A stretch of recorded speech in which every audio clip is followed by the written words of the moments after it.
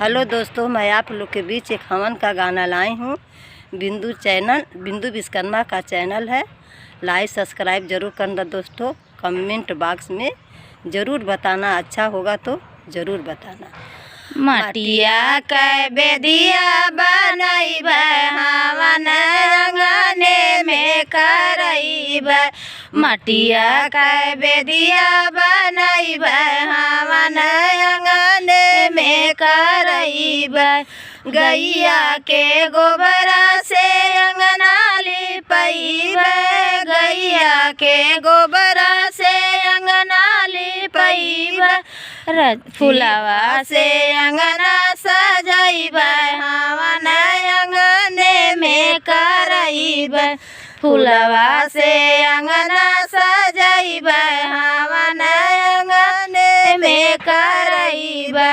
मटिया के बेदिया बनैबै हवन अंगने में करैबै।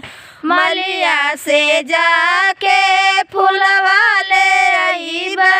मलिया से जाके फुलवा ले अइबै।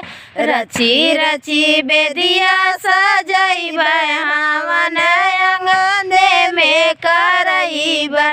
मटिया के बेदिया सजैबै हवन अंगने में करैबै।